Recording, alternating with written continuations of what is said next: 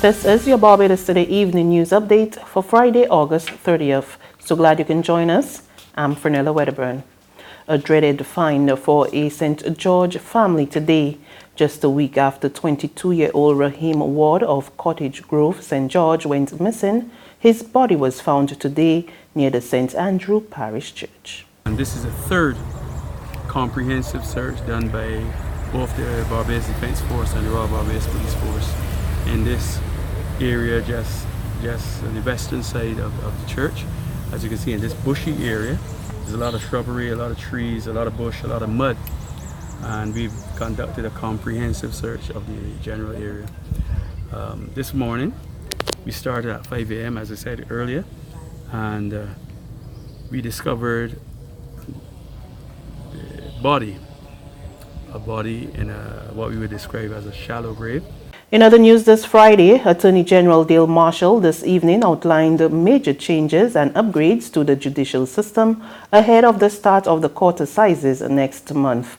Marshall, who vented his frustration at what he called archaic practices slowing down the delivery of justice, announced that additional judges will soon be appointed and more courts will soon come on stream. Recognizing that, sir, among these 13 judges, out of these 13 judges that our High Court will now be constituted of, we are going to ensure that a number of them are dedicated to the criminal jurisdiction. But the Prime Minister has also settled and has invited the Leader of the Opposition to give his fiat to the appointment of 2 individuals to serve as temporary criminal judges. Then this system, as long as we get the fiat of the Leader of the Opposition, sir, we'll be able to have 5 criminal courts functioning in Barbados simultaneously, sir. 5.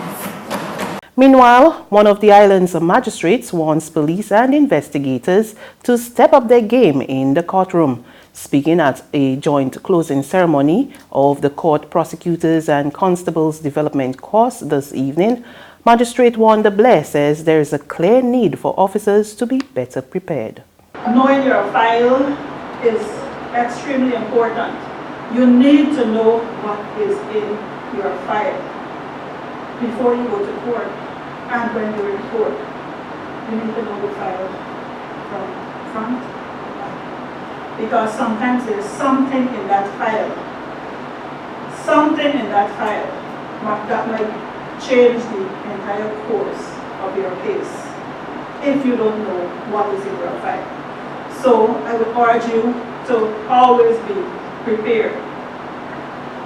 Don't allow yourself, because of lack of preparation, to be ambushed by defense counsel. Assurances today that the Rastafarian community will have a key stake in Barbados's medicinal cannabis industry.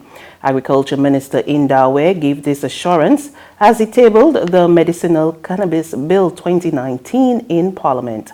He revealed that his ministry has met with at least 2 different Rastafarian groups on the way forward. We have already made provision for them to have access to land as well, so that 60 acres of land being made available in Barbados to the Rastafarian community is the first step towards ensuring that they will not be left out of this. Minister Ware also made it clear that all Barbadians will benefit from the establishment of the medical marijuana industry. This medicinal cannabis industry will also allow Barbadians and members of CARICOM countries to be up to 30% ownership of any foreign direct investment in this industry. So that even if a foreign investor comes to Barbados to invest in cultivation, processing, in retail and distribution, in spa clinics or what have you, provision has to be made for Barbadians to own 30%. There's regional and international news after this short break.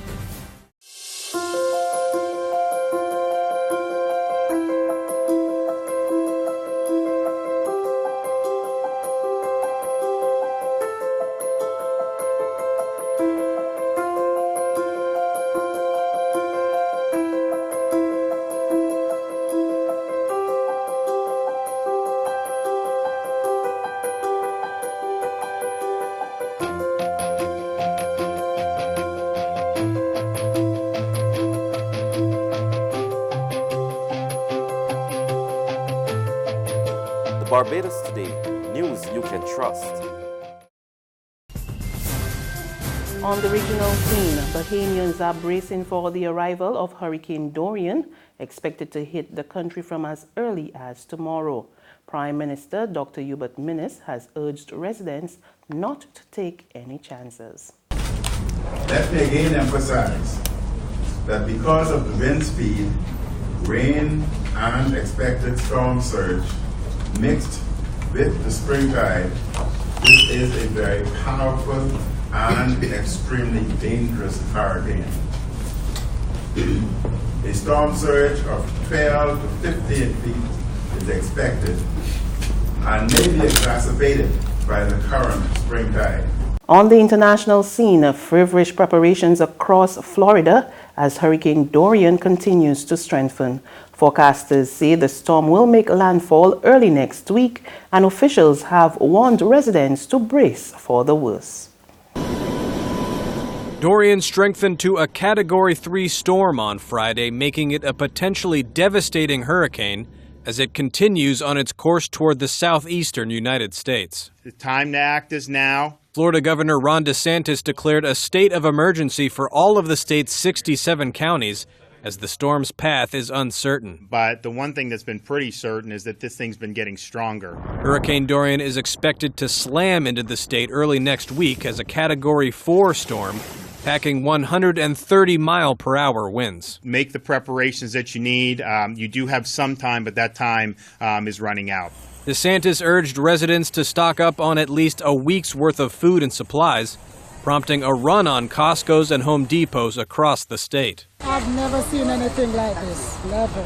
The National Hurricane Center said on Friday that Dorian poses a significant threat to the Bahamas and Florida. That's news, but for the very latest, visit us at www.barbadostoday.bb. You can also subscribe to our e-paper, email updates, or like us on Facebook, and sign up for our breaking news alerts via WhatsApp. We're also on Izumi Media in bus terminals as well as Screenplay at supermarkets and gas stations near you. And you can also hear us on Mix 96.9 FM and Capital Media HD 99.3 FM. I'm Fernella Wedderburn. Good evening.